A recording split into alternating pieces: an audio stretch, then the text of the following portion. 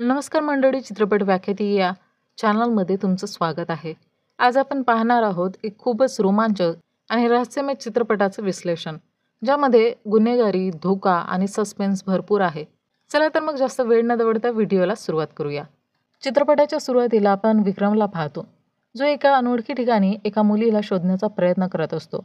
पुढे जाऊन तो पाहतो की जिला तो शोधत आहे, तिला काही लोकांनी एका खोलीत बंद केलं आहे आणि त्या लोकांच्या चेहऱ्यावर नकाब असतो. इथेच विक्रमच्या समोर त्या लोकांनी त्या मुलीला आग लावली आणि विक्रम काहीच करू शकत नव्हता, कारण गेट आतून बंद होतं आणि त्याला ताळा लावलेला होता. विक्रम चिल्लावत असतो आणि तेव्हाच त्याचे डोळे उघडतात.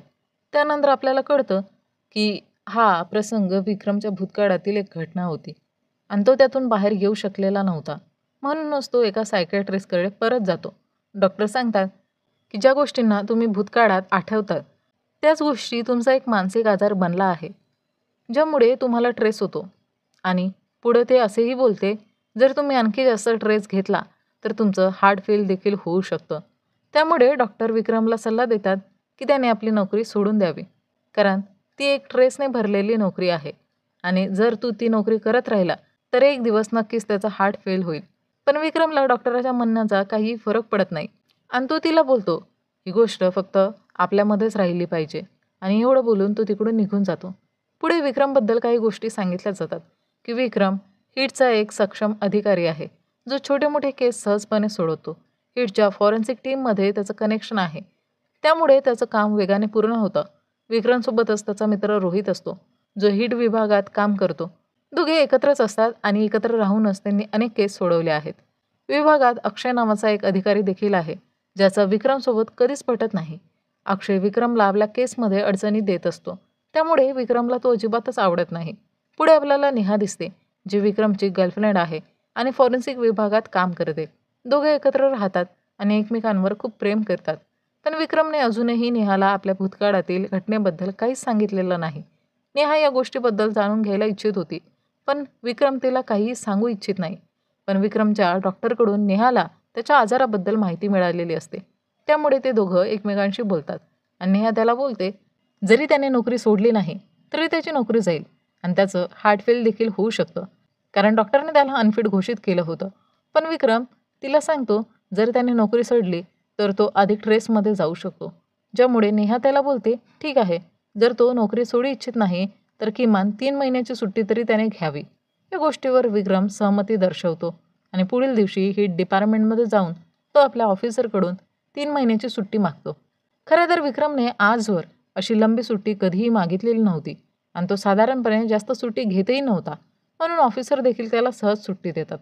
सीन बदलतो आणि आपल्याला दिसतं की रेड कार टोल नाक्याच्या रस्त्यावरून जात असताना त्यात प्रीती नावाची एक मुलगी बसलेली होती. अचानक तिची गाडी बंद पडते, त्यामुळे प्रीतीला मदतीची गरज असते, कारण तिला कुठेतरी जायचं होतं. थोड्याच वेळात इब्राहिम नावाचा एक पोलीस अधिकारी तिथे येतो आणि तो थांबतो. तो प्रीतीला विचारतो, काय झालं? प्रीती सांगते की तिची गाडी बंद पडली आहे. इब्राहिम तिला लिफ्ट देण्याची ऑफर करतो, पण प्रीतीला तो पोलीस इन्स्पेक्टर थोडा संशयास्पद वाटतो, त्यामुळे ती लिफ्ट घेण्यास नकार देते. आणि सोबतच प्रीती तिचा मोबाईल देखील घरीच विसरून आली होती, त्यामुळे ती कोणालाही कॉल करू शकत नव्हती. इब्राहिम तिला त्याचा फोन देतो आणि प्रीती आपल्या घरी पप्पांना फोन करते. नंतर इब्राहिमला वाटतं की प्रीतीचे पप्पा येत आहे, म्हणून तो तिकडून निघून जातो. इब्राहिम त्याच्या पोलीस स्टेशनवरून दुसऱ्या पोलीस स्टेशनला एक फाईल पोहोचवायला जात असतो. पण जेव्हा तो दुसऱ्या स्टेशनवर पोहोचतो तेव्हा त्याला समजतं की त्याने चुकीची फाईल घेतली आहे, म्हणून त्याला परत जावं लागणार असतं आणि दुसरी फाईल घेऊन त्याला परत यावं लागणार होतं. म्हणून जेव्हा इब्राहिम परत येतो तेव्हा त्याला प्रीती त्या रस्त्यावर उभी दिसते आणि तिच्याजवळ एक निळ्या रंगाची कारही उभी असते. इब्राहिमला वाटतं की कदाचित तिचे पापा तिथे आले असतील, त्यामुळे तो बिनधास्तपणे तिकडून निघून जातो. थोड्या वेळाने जेव्हा इब्राहिम फाईल घेऊन परत येतो तेव्हा तो रस्त्यावर प्रीतीला नाही तर तिच्या पप्पांना पाहतो.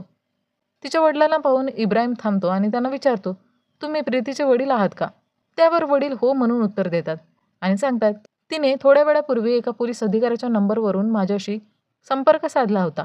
इब्राहिम सांगतो की माझ्या नंबरवरूनच तिने कॉल केला होता आणि त्याचबरोबर तो सांगतो, थोड्या वेळापूर्वी मी इथे निळ्या रंगाची कार उभी पाहिली, ज्यात एक पुरुष बसलेला होता आणि प्रीती त्याच्याशी बोलत होती. कदाचित तो तिचा मित्र असेल, जो तिला घरी सोडायला गेला असेल. त्यामुळे सर, तुम्ही कृपया घरी परत जा आणि जर ती घरी पोहोचली नाही तर कृपया मला कळवा. आता संध्याकाळ होऊन गेली होती, पण प्रीती घरी अजून आलेली नव्हती. त्यामुळे तिच्या आईवडिलांनी तात्काळ पोलीस स्टेशन गाठले आणि इब्राहिमला तक्रार दाखल करण्यासाठी सांगितलं. पण इथे ना इब्राहिम त्यांच्याशी नीट संवाद साधतो, ना प्रीतीचे आई-वडील. तरी इब्राहिम त्यांची तक्रार नोंदवतो आणि त्या केसची तपासणी सुरू करतो. सर्वात आधी इब्राहिम त्या रस्त्यावरील टोल टॅक्सच्या CCTV कॅमेऱ्याची तपासणी करतो. त्यामध्ये त्याला प्रीती तर दिसते, पण त्याने तिला त्या निळ्या रंगाच्या कारजवळ उभं बघितलं होतं. ती कार त्याला कुठेच दिसत नाही. प्रीतीच्या पालकांना असं वाटतं की इब्राहिम नीट तपास करत नाहीये, म्हणून ते हिट विभागाच्या एका मोठ्या अधिकाऱ्याशी संपर्क करून इब्राहिमला सस्पेंड करून घेतात, कारण प्रीतीचे वडील त्या अधिकाऱ्याचे चांगले मित्र असतात. आता सीन 2 महिने पुढे जातो, जिथे हिटचा एक ऑफिसर विक्रमला कॉल करून सांगतो की नेहा गायब झाली आहे. हे ऐकून विक्रम हादरून जातो, कारण तो सुट्टीवर होता आणि नेहानेच त्याला सुट्टी घेण्यासाठी सांगितलं होतं.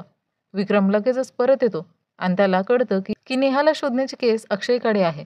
त्यामुळे तो थेट वरिष्ठ अधिकाऱ्याकडे जातो आणि बोलतो की ही केस त्याला द्यावी. पण वरिष्ठ अधिकारी बोलतात की तो सुट्टीवर होता, म्हणून आता ही केस अक्षयच हाताळणार, कारण नेहा विक्रमची गर्लफ्रेंड आहे. त्यामुळे तो हे केस नीट हाताळू शकणार नाही, म्हणून ही केस अक्षयला दिली जात आहे. अक्षय विक्रमला बोलतो, जर तू या केसच्या आजूबाजूला फिरकलास तर तुला बॉसकडून सस्पेंड करून घेईल. आणि इथे अक्षय विक्रमशी नीटसं बोलतही नाही. आता अक्षय हा विक्रमला थांबवण्याचा प्रयत्न करत असतो, पण विक्रम काही हार मानणाऱ्यातला नव्हता. पण तो आपल्या मित्र रोहितसोबत नेहाच्या घरी पोहोचतो.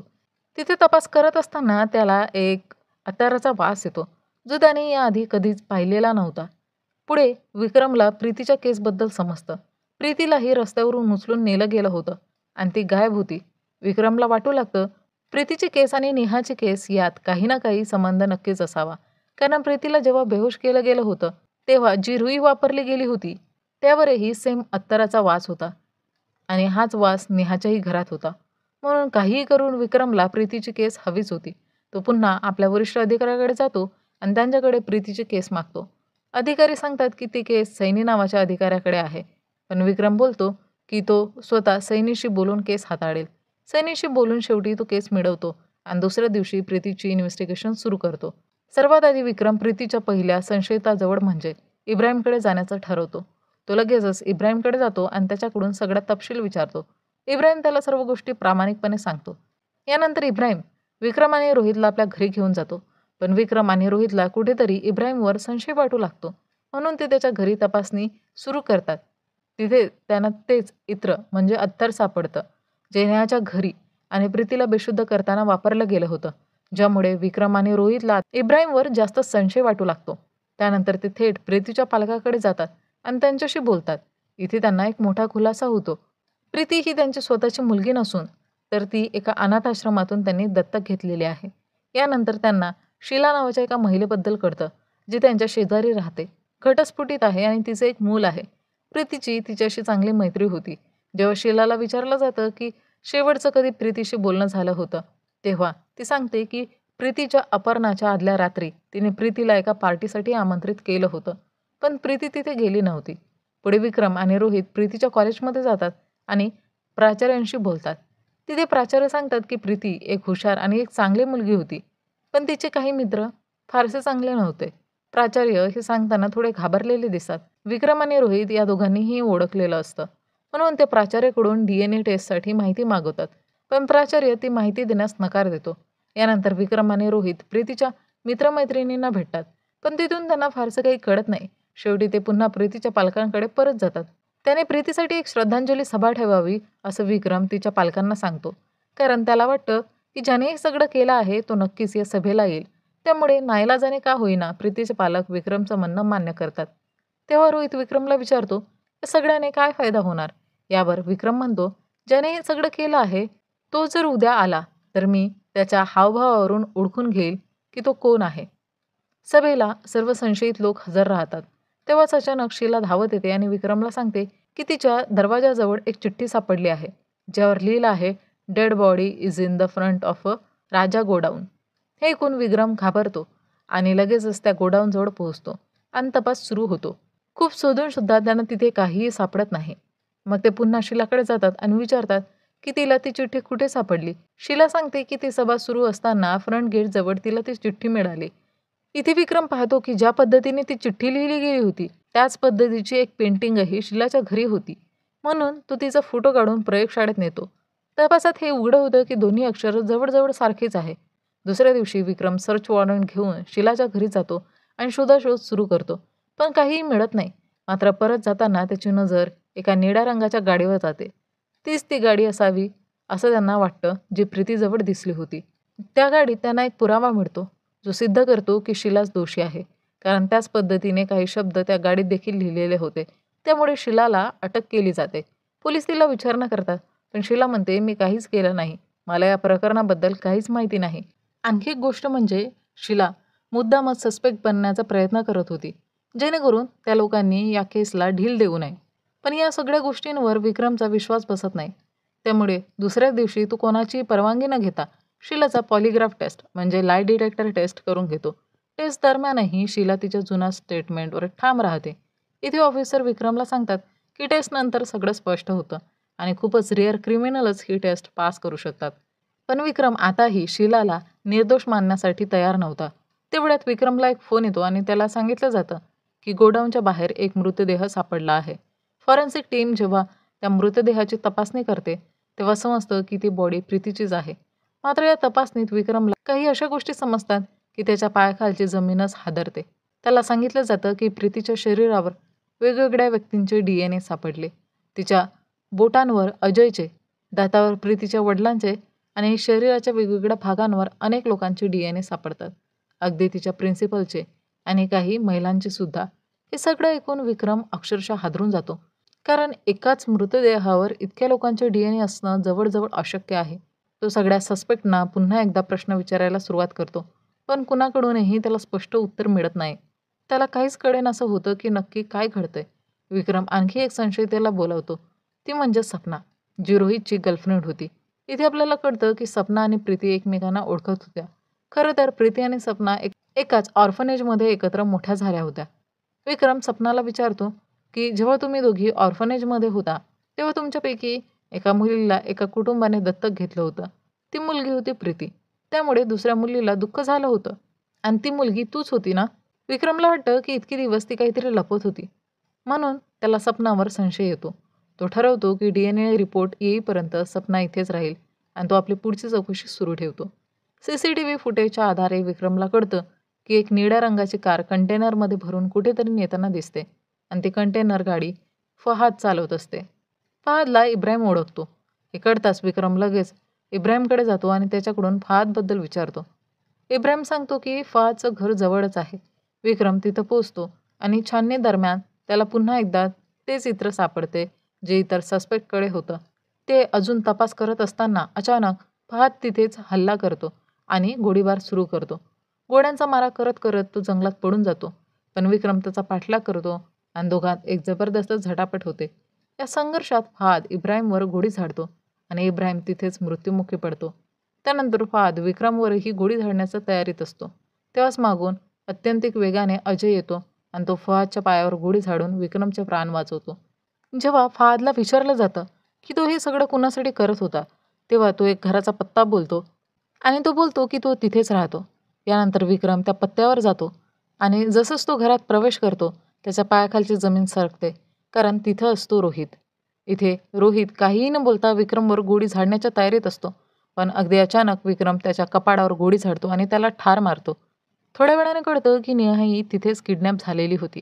मग विक्रम नेहाला सोडवतो आणि लगेच सपनाकडे जातो, कारण तिला सर्व काही माहिती असतं. विक्रमला हे जाणून घ्यायचं असतं की रोहितने हे सगळं का केलं. तेव्हा सपना सगळं सत्य सांगते की प्रीती आणि ती एकाच ऑर्फनेजमध्ये एकत्र वाढल्या होत्या आणि इथे एक मोठा खुलासा होतो की सपना प्रीतीवर प्रेम करत होती, म्हणजे सपना लेस्बियन होती. एक दिवस एक कुटुंब ऑर्फनेजमध्ये येतं आणि प्रीतीला दत्तक घेतं. हे सगळं सपना तिच्या डोळ्यांदेखत पाहत होती आणि ती खूप त्रस्त होती, कारण ती प्रीतीवर खूप जास्त प्रेम करत होती. काही दिवसांनी सपनालाही दत्तक घेतलं जातं आणि नंतर ती रोहितची गर्लफ्रेंड बनते. पण त्यांच्यात कधीच फिजिकल रिलेशन नव्हतं, कारण सपना मुलींमध्ये इंटरेस्टेड होती. एक दिवस एका बारमध्ये तिची अचानक प्रीतीशी भेट होते. त्या भेटीने सपना फार आनंदी होते. तिथेच ती प्रीतीला सांगते की ती तिच्यावर खूप प्रेम करते. पण प्रीती तिला स्पष्टपणे सांगते की तिच्या मनात सपनासाठी तसं काहीच नाही. त्यामुळे तिने हे प्रेम विसरून जावं. हे ऐकून सपना खूपच चिडते आणि दुसऱ्याच दिवशी ती फहादला काही पैशांच्या बदल्यात प्रीतीला इकडे आणायला सांगते. फहाद तसंच करतो.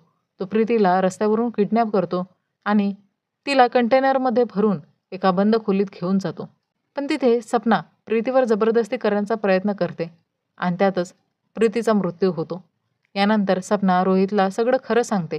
तेव्हा रोहित तिला पाठिंबा देतो आणि सगळं विसरायला बोलतो आणि इथून पुढं तो सगळं हँडल करणार असतो.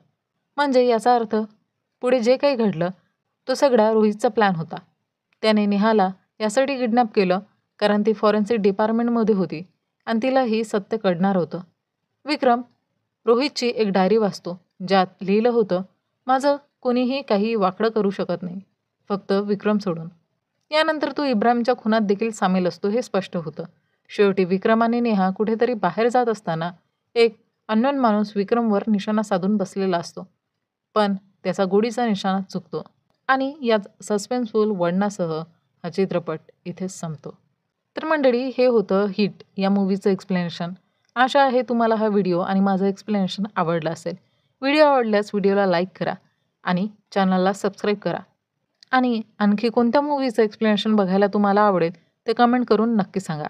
चला तर मंडळी, भेटूया लवकरच एका नवीन व्हिडिओमध्ये. तोपर्यंत टाटा, बाय बाय.